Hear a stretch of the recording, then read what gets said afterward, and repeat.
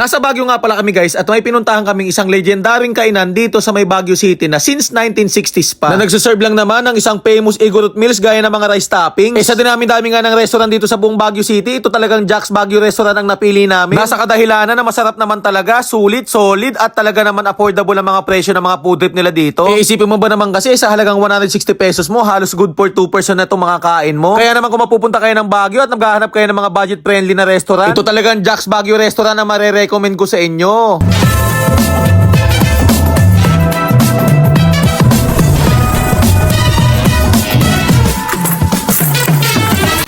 Guys, andito tayo ngayon sa may Baguio City. May tinuro sa amin yung mga tropa natin dito na legendaring kainan na since 1960s kainan dito. Ang dadayoin natin yung Jack's famous Igorot meals dito sa may Baguio City. Ayan. So ayan guys, bumaba na kami at may na itong Empire Avenue. Tapos 7-Eleven. Diretso lang tayo. Ito yung kaba ng Abanaw Street. Abanaw din yung kaba na yan guys ha. Security Bank. Nakita mo yung Security Bank. Ayun yung Security Bank. Kasi ito yung 7-Eleven guys. Ito lang yung Jack's Baguio Restaurant. Ayan, ang mga menu nila guys, ang dami. Yung dining guys.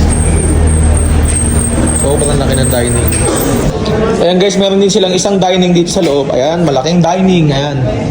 So parang private yata to guys. Kung meron kayong meetings or personal na pag-usapan, pwede dito. At ayan guys, yung ibang menu nila. Ayan, sobrang mura. Isipin mo, 165. May lumpia, may mga soup, may sizzling, and may mga fried chicken na a la carte. So sobrang mura guys, dayuhin nyo to. So guys, meron din sila dito mga cakes. Ayan, sa mga nagkikrave sa cake dyan. At dito pa nga guys, meron silang promo na Dine to Win a Ride na sa halagang 1,000 pesos mo meron ka ng pag-asang manalo ng Honda Click 125. At hindi lang guys, Click 125 ang pwede mong mapanalunan dyan dahil meron din silang iba't ibang klaseng appliances na pwede mong mapanalunan. Gaya ng washing machine, rep, TV at stove. So guys, nandito tayo ngayon sa may Baguio City. Meron tayong dinayo na isa sa legendaring kainan na talaga namang kilala dito sa may Baguio. Dito na guys, ito yung isa sa pinagmamalaki ng Jack's.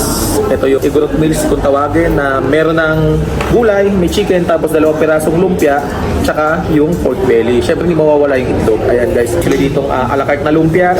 Ayan, steamed fried chicken. Ayan guys, hindi mawawala yung isang famous na roasted chicken. Ayan guys, pork sisig. Siyempre hindi mawawala yung bangus sisig. At syempre malamig dito sa Baguio, kailangan natin magsabaw. Ito, beef bulalo, pancit canton. Ayan.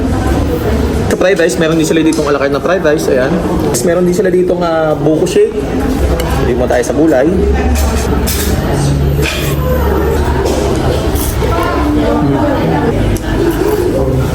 May kasama na itong pork belly.